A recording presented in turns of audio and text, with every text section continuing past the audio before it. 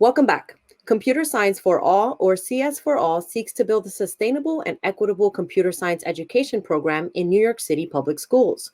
Joining us now to share more about this program is Felix Alberto, Computer Science Program Manager at CS4All. Welcome, Felix. Thank you so much for joining us today. Thank you for having me. Glad to be here. Of course, glad to have you. So to start, can you tell us a little bit about CS4All and the program's mission? Well, Computer Science for All is essentially initiative that was started in the fall of 2015 by Mayor Bill de Blasio, and it's basically saying that it's going to ensure that every New York City public school student is going to learn computer science. It has an emphasis on female, Black, and Latino students.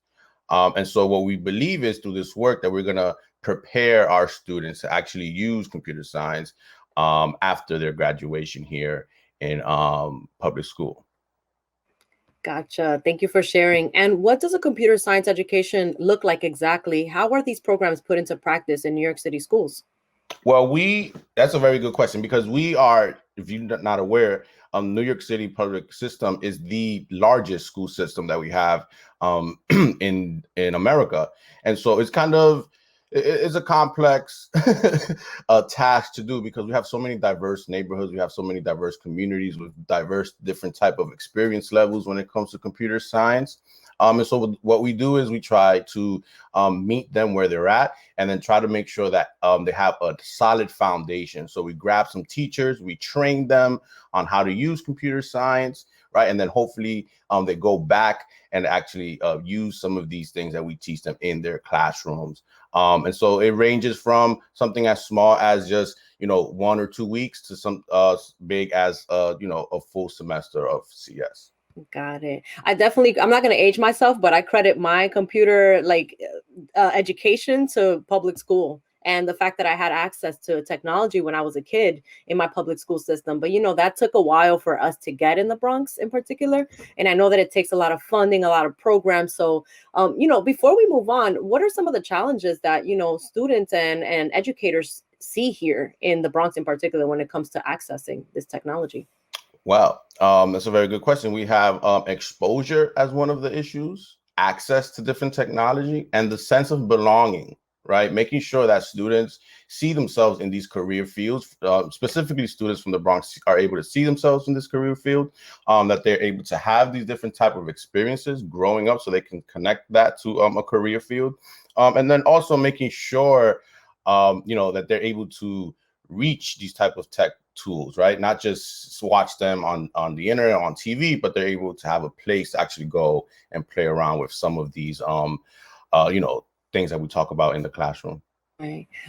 Just to put it simply, Felix, why should all students learn computer science? What is the bottom line there? Computer science has reached into every single aspect of our society. Every single industry that has some form of computer science in it. I always use this when I'm talking to students. I always say, well, that you get into an Uber, right? You order it on the phone, but we're getting to the point where Ubers are going to be able to just drive themselves, right? We're not going to need a driver. Completely diminishing an entire fleet, an entire profession of just drivers, right? You're not going to need them anymore. So it's important for them to know how to use these things, and how to use computer science, and know how to code, and know how to program, because it's going to give them just more opportunity in the future. Some of these jobs that we have now are not going to exist tomorrow. So we want to make sure that they're ready. Absolutely. And something that we kind of talked about is equity. Equity is part of the CS4 All program model, and tech disparities like lack of internet access, for instance, lack of devices, have placed Bronx students within the digital divide, is what we call it. How does a program like CS4 All ensure that no student is left behind? So we try to make sure that, when we are teaching our teachers, that they use a diverse range of approaches. One of the things that we use, one of the strategies that we use, is called Unplugged Activities, where you can still learn computer science, right? And you don't need to have a computer. A computer is not required. And so we try to lean on, depending on the conditions of the school, the community, or whatever, as to like what are the best approaches for that school. So if they can't rely much on devices, we try to flood them with as many unplugged activities as they can, so students can at least understand the concepts behind computer science. Got it. And are all New York City schools participating in this program? If not, should they be? And how can they apply? So the hope is that we get every single New York City school in the program. And right now we're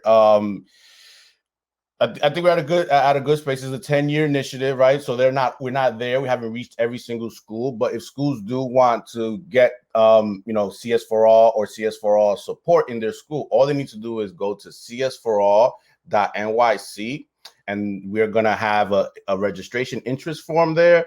They fill it out, and someone from our office will reach out to them. Gotcha. And Felix, we have a new chancellor in the New York City Department of Education, Misha Ross Porter. How is the new chancellor also spearheading this effort and helping, continue this effort as per Carranza's initiative when he was well? I worked with her, right? We were able to talk about computer science in the Bronx. We were able to just kind of strategize, and she does feel, that this is something that, it's of an importance for all Bronx schools. She's well aware of the initiative. She's well aware of the goals behind the initiative, and she's been supporting us throughout this entire process. She really understands how important this is. That's wonderful news. And when we talk about computer science, the education turning into like a pipeline for careers down the line for students, what are some of those careers that students can achieve through just learning computer science and, acquiring this knowledge? Well, the number one thing we go to, right, is coders, programmers, right, things of that sort. But it's more than that at this point. You can go into fashion. Right, you can be a fashion artist by creating lovely, figures that you can 3D print. Okay, you can also if you like jewelry and things like that, you can design jewelry, print them out. Get yourself started that way. That's just another one that's not so typical, but it's still one of the things that we see as how computer science is changing the landscape of all of these industries. The sky is definitely the limit when it comes to technology. I mean, look at us now. We're here in this virtual realm, and we need tech assistance. I was having a struggle off camera with trying to connect my AirPods, for instance, and I need a student to help me out. How can I get this done? So it's definitely an important initiative to have at a young age. The access that you're providing through this program is incredible. I also wanted to learn about what the goal is eventually. How can New York City get there and achieve this goal with our students, especially in the Bronx? And so it's a very that's a very good question. And I kind of mentioned some of these things before. The goal here is to make sure that students of color, specifically Black and Latino students of color from underrepresented neighborhoods, are able to see themselves as part of this program, or see themselves as being able to accomplish this. Believe it or not, some of these students, when I walk into a classroom just to speak to them, they don't think that computer science is for them, right? And so the goal here is to make sure that they can see the connection between what their interests are and how that ties into computer science and things that they can achieve.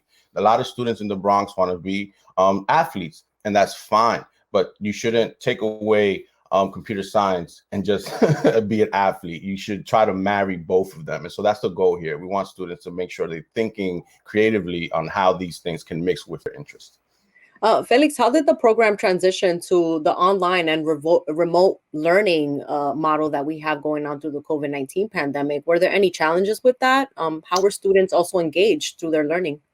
There's lots of challenges, a lot of new lessons and new things that we learned throughout this process, right?